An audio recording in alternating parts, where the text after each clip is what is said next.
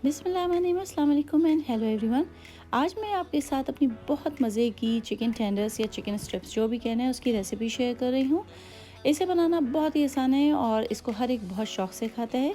तो चलें इसे बनाना स्टार्ट करती हूँ। सबसे पहले मैं आपको इसके इंग्रेडिएंट्स दिखा देती हूँ। यहाँ पर जो चीज़ें ली हैं वो उसमें एक है अंडा और थोड़ा सा मैंने लिया है मैदा या ऑल पर्पस फ्लावर कह लें, और थोड़े से ब्रेड क्रम्स लिए हैं। उसके अलावा एक चिकन ब्रेस्ट लिया है और उसके अलावा 2 टेबलस्पून योगर्ट है, थोड़े से स्पाइसेस है, 1 टीस्पून जिंजर गार्लिक पेस्ट है, हाफ़ टी स्पून चाट का masala, pinch of turmeric, half teaspoon red chilli powder, half teaspoon garam masala और हाफ़ टी स्पून ही सॉल्ट या सॉल्ट टू टेस्ट कर लें। ये सारी चीज़ें जाएंगी इसकी मेकिंग में। तो चलें इसे बनाना स्टार्ट करती हूँ। सबसे पहले ये जो चिकन ब्रेस्ट हमने लिया था ना, इसको आप लेंथ वाइज काट लें, पतले पतले, बहुत पतले भी ना हो बहुत मोटे भी ना हो। मैं सामने काट कर दिखा रही हूँ, बस इस तरह काट लें।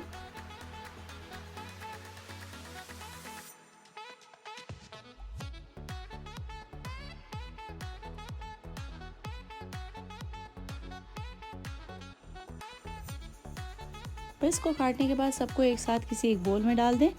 और अब जो हमने मसाले रखे थे ना, ये अदरक लहसुन और सारे स्पाइसेस ये सब इसमें डाल दें।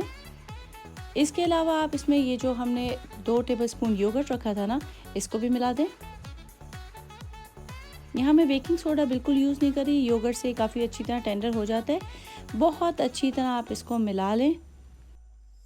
And if you like my recipes please don't forget to like, share and subscribe to my channel.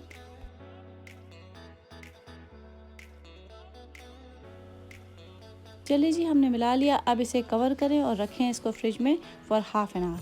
Half an hour में ये बहुत ज़बरदस्त सा हो जाएगा। चलें जी, हाफ़ एन आवर हो गया। अब हम इसकी कुकिंग स्टार्ट करते हैं। तीनों चीज़ें जो मैंने रखी हैं, सबसे पहले आप इसमें ऑल पर्पस फ्लावर या मैदा जो होता है उसमें कोट करें।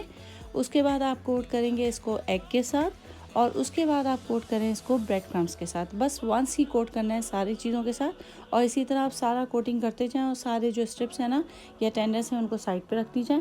मगर मेक श्योर करें कि सारी कोटिंग अच्छी तरह करें। ये देखिए, मैं घुमा फिरा के हिला मिला के अच्छी तरह उसको कोट कर रही हूँ हर चीज़ के साथ। और स्पेशली ब्रेड क्रम्स अच्छी तरह लगाएं ताकि उसकी कोटिंग ऊपर से इसका जो क्रिस्पी फ्लेवर देती है ना वो हो जाए। ये हमारी कोटिंग ऑल डन हो गई। अब हम इसकी फ्राइंग स्टार्ट करते हैं। किसी पैन में अच्छी तरह भर के ऑयल लें ताकि ये अच्छी तरह फ्राई हो जाए। मैं इसको इसी तरह इतने ही ऑयल में फ्राई करती हूँ और डालते जाएं सारे। आपस में ये चिपकते नहीं है, लेकिन फिर भी एक के ऊपर एक ना डाल दें कि फिर अजीब से हो जाए, शेप ख़राब हो जाए, टूट फूट जाए। तो इस तरह इनको जगह दे दे कर इनको फ्राई करें। हमें इसे फ्राइंग टिल डन करनी है। फटाफट फ्राई हो जाता है क्योंकि हमने जो टेंडर्स काटे थे आपने खुद देखा था, बहुत मोटे मोटे नहीं थे, तो पतले पतले थे। ये सारी चीज़ें लगने के बाद, कोटिंग के बाद ये थोड़े बड़े और इस तरह लगने लगते हैं।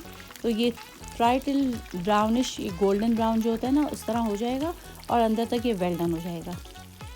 तो चलें इसी तरह आप सारे फ्राई कर लें।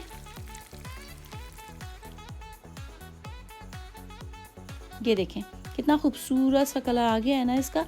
अगर आपको इसको स्पाइसी बनाना है तो आप इसमें जो मैंने मसाले ऐड किए थे, जैसे रेड चिली वगैरह मसाला वगैरह, वो थोड़ा ज़्यादा ऐड कर लें। लेकिन ये वाला जो होता है ना, ये बच्चे भी खा लेते हैं जितना मसाला मैंने बताया, और होता बहुत टेस्टी है। इसको केचप के साथ या ग्रीन चिली की जो चटनी होती है उसके साथ, ये जिसके साथ आप चाहें। कुछ लोग इसको श्रीराचा के साथ भी खाते हैं। तो ये देखें, मैं इसको खा रही हूँ केचप के साथ और इतना क्रिस्पी और इतना ज़बरदस्त होता है। बहुत अच्छा आइडिया है बच्चों की पार्टी में ऐड करने का, या अपने ही किसी दावत में ऐड करने के लिए, या शाम के स्नैकिंग के लिए। तो चलें, आप इस रेसिपी को ज़रूर ट्राई करें और मुझे ज़रूर बताएं कि आपको ये रेसिपी कैसी लगी। Thank you.